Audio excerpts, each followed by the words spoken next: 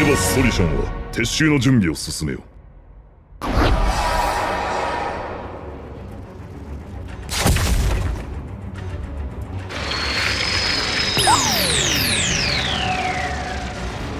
情報収集を行っているセバスはどうしている？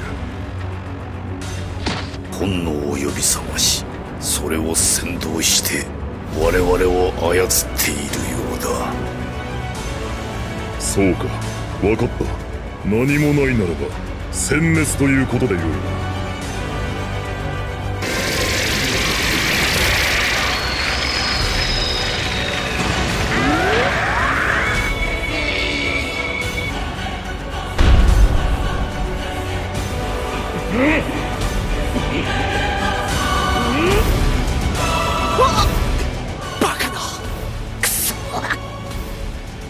俺はそれを守りてえ。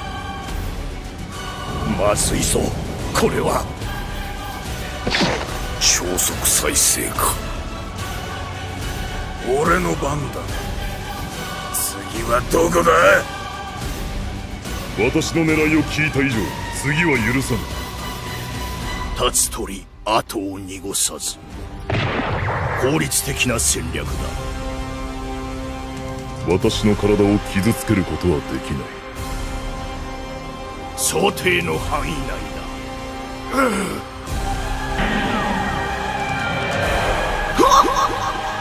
カカロット。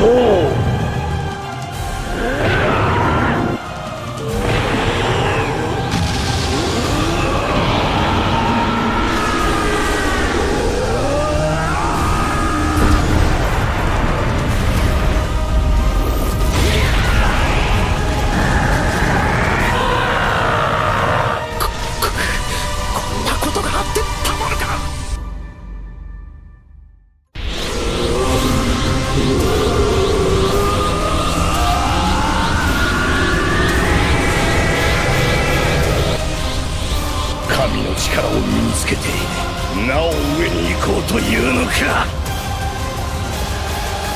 通り抜けてきたことで生まれた時空の歪みが時の指輪の力に反応して、しかし歪みは傷が治っていくように元の状態に戻ろうとしていたのです。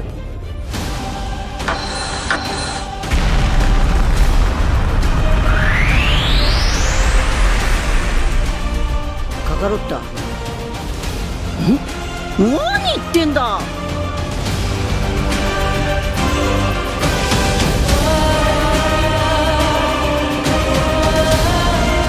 悟空さん、もう少しの辛抱ですよ。確かにおめえのレベルはさらに上がったかもしんねえけどな。でもオラだってもっと強くなったって思わねえ。そうはいくか。まさに烏合の衆。よーし、行くぞ。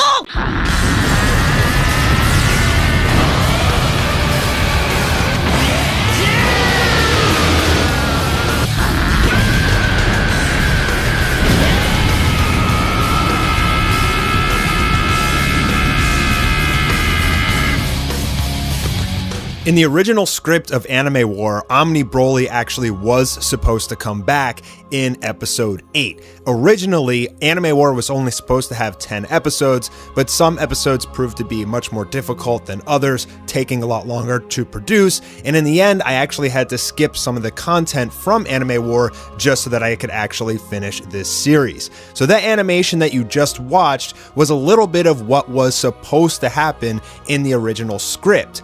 Basically, once all of the evil gods reconvene, which we saw from Anime War episode 10, they were actually supposed to summon Broly before they fused. And the reason for this is because in the original script, they were supposed to need Saiyan blood in order for their fusion to work and break all of the limiters, becoming as strong as Zeno. That's why back in Goku vs. Saitama, which I later renamed the Invasion of Dark Goku explained that if he fused with Goku, they would be stronger than the Omni King. But what he was really trying to do was fuse with Goku, and then that fusion would actually fuse with the rest of the evil gods to become Archon. That should have gave them enough power to not even have to actually Dark Siphon. But the Dark Siphoning of all of the heroes was actually Plan B, since Dark Goku was destroyed. And now that he was destroyed, they were going to resurrect him in order to perform the fusion. But it turns out that since Broly is in that universe, he's a much more pure, much more powerful Saiyan, and resurrecting him was a way better option. Now, there was supposed to be a line where Sebas would say, I can resurrect him, but he won't have Dark Siphoning because we won't have time to teach him that. And Zurama was going to say, that's okay, bring him to life anyway. So the reason the evil gods are able to do this dark resurrection, which they basically sacrifice an evil god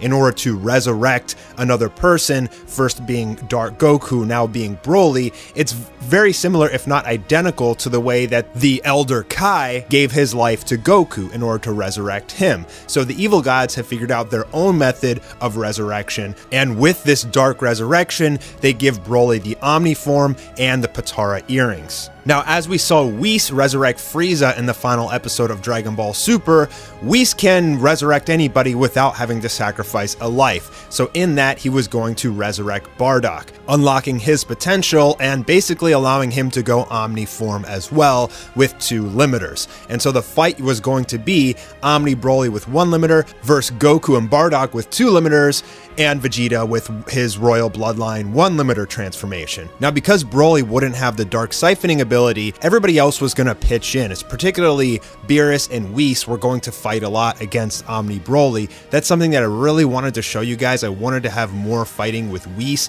and that was supposed to be one part where he'd actually able to do a lot of hand-to-hand combat, since he wouldn't have to worry about Zurama or the other evil gods siphoning his God Ki. They were supposed to have an incredibly epic fight. At one point, Broly was going to turn into an Omni Ozaru form, and Broly's Omni Ozaru form was just supposed to be crazy destructive, like blowing up chunks of the planet, and all of the other fighters, the heroes in Anime War, were supposed to be pitching in, trying to do anything they could to basically prevent the Earth from exploding from all the destructive damage of Omni Ozaru Broly. And I was also thinking about potentially, since Bardock does have a tail, giving him an Omni Ozaru form too, so there'd be 2 Omni Great Apes fighting against each other. I debated that in my head, but I didn't come to a definitive decision over whether or not I actually wanted to do that, because it kind of makes sense if there's a fake moon in the sky or a full moon and Omni Broly transforms, then Bardock should as well. But I never got around to thinking about how exactly that would end, but that was a little piece of potential story that I could have included. And basically what was going to happen was Bardock, even though he was just resurrected,